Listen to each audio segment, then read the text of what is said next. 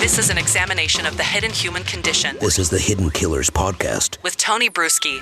We're talking with Laurie Gilbertson, former prosecutor, and with Tribeca Blue Consulting, talking about the case against Bryan Kohberger. A lot of documents dumped in the last week or so that we've been deciphering and going through.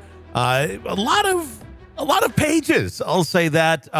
But honestly, with all that we've seen, not a ton of new information.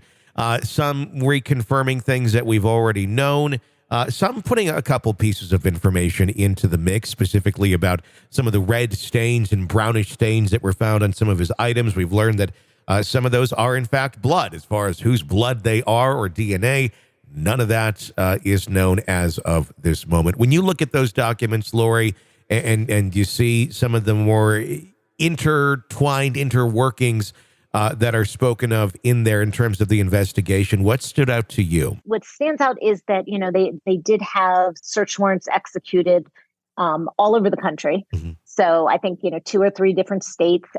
What stood out to me was kind of an interesting fact from the search warrant that was executed at his apartment. And I believe this was executed at the time that that Bryan Kohberger was being apprehended in Pennsylvania. Mm-hmm. And that there were something like 50, 60 blood stains or stains of some sort. And we don't quite know yet whose blood it is or whether it's blood or who it's going to be tied to, but also just the lack of things that were found. I mean, That's what really stood out to me, that how careful he must be in the way that he, deals with what could be possibly incriminating evidence. I think that looking at this case, you may say, well, there was nothing found. So they didn't find anything at his apartment. They just have these stains. We don't know what it is. So that is not incriminating. To me, the lack of it is what really stands out. That someone could be, so careful as we know he was, at the crime scene to leave so little behind, and then to do the same in his apartment and to leave so little behind. And I guess, Tony, this may be my prosecutor's mind that is so entrenched, but I look at that and say, to me, that is consciousness of guilt, that he has really covered up what he did and done it really, really well. Almost professionally. Yeah. Covered it up. It's almost that stood out quite a bit. Well, that's interesting because it's like what's not there is what stands out more. Because for a scene like this, where it's a brutal, bloody, horrible scene. And I'm not trying to be gruesome. I'm not going to go into that. Mm-hmm. But it was. And to not have more evidence in places is really kind of shocking. And very surprising that there was not. But it does speak to the mindset and maybe some of the planning and the ability of what he had to cover up some of his tracks. He seemed to be very smart about it in some ways and very dumb about it in others. I think it almost speaks to someone who is kind of inexperienced at this, but almost wondering, had he been able to get away with this, maybe could have improved in some of those areas and would have turned into a budding serial killer far beyond just this. Yeah, I mean, what a chilling thought as you said that. When you said he's inexperienced, I was thinking, well, thank goodness he is. And he wasn't a serial killer yet, as far as we know, but he's according to the evidence we've seen, and what I believe of it, most likely a mass murderer. And yes, we just talked a little bit about that with Laurie Vallow, but you look how she's out there and talking about this stuff, and it's just so out in the open. But with someone like him, you just see the calculations of the killing, the planning that went into it, and to be someone who could plan that, calculate it, be so organized in it that you could then brutally murder 4 people and leave behind just 1 drop of blood. I think is mind-boggling. The digital footprint that he left obviously is going to be used very strongly against him in court. Yes. And one of those very much speaks to what you were just talking about, the way that the situation, the scene was cleaned up to a certain extent, or at least he didn't have evidence of him being there.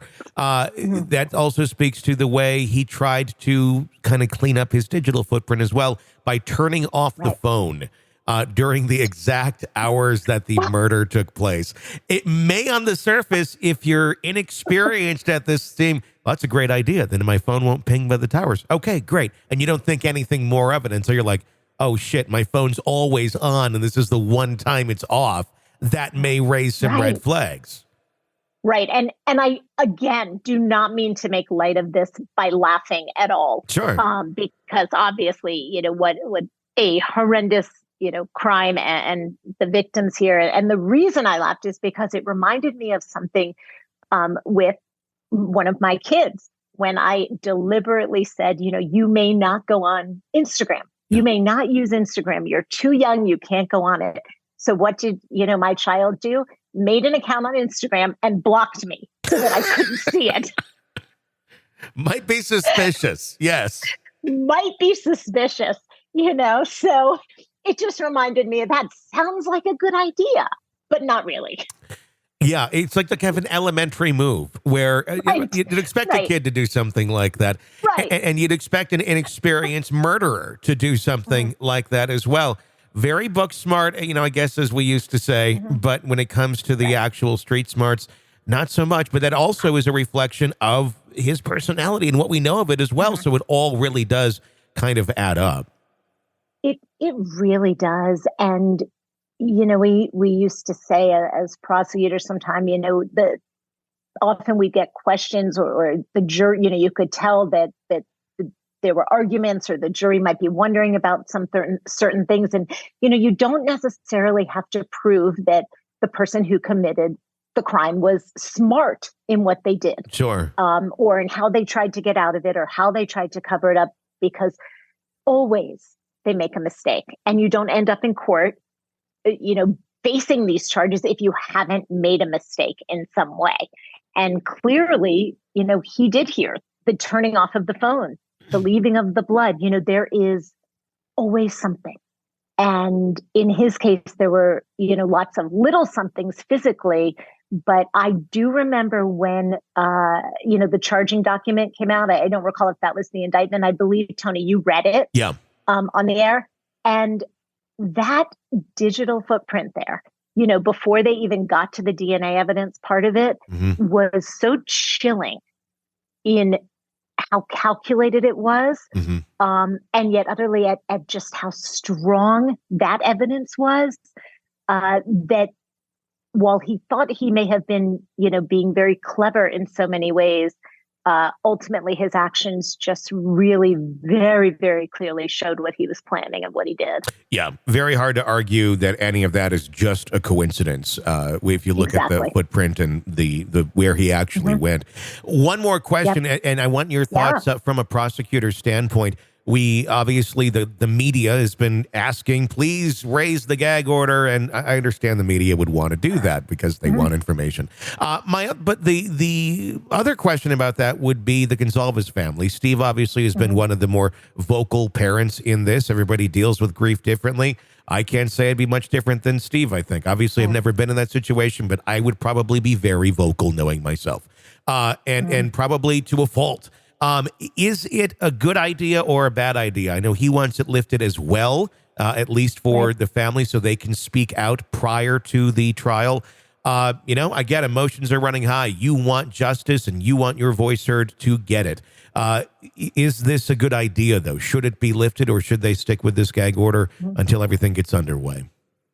I think, Tony, you might be surprised at my thoughts on this, given my background.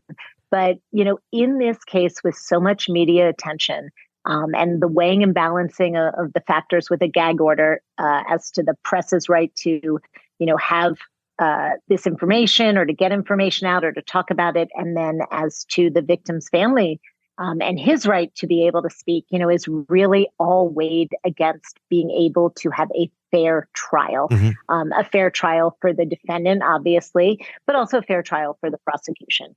So although it is a very broad gag order, I think ultimately it is going to help them find a fair jury who can try this case. It's going to help that they are able to not have, various witness statements out there, which can be honestly very difficult for the prosecution when all sorts of witnesses start speaking out in the press, and then you've got all sorts of things that can be majorly inconsistent or used at trial against them. And then also for the defense, that this jury pool certainly is not poisoned by anything that comes out in the coverage of a case like this. Mm-hmm. So although it is broad, it does seem to be undertaken with some thought.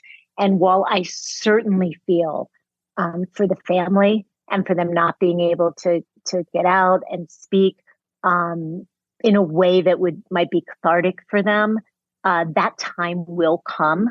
And if being that the ultimate goal would be to see justice in this case, I think a gag order actually is going to help with that. Although I did not think that at the beginning of the case.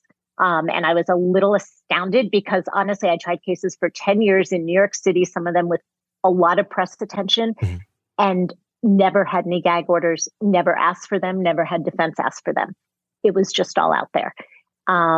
But I have kind of changed my thinking on this from looking at the case. And I do think it actually would be to the victims' families' benefit to have this.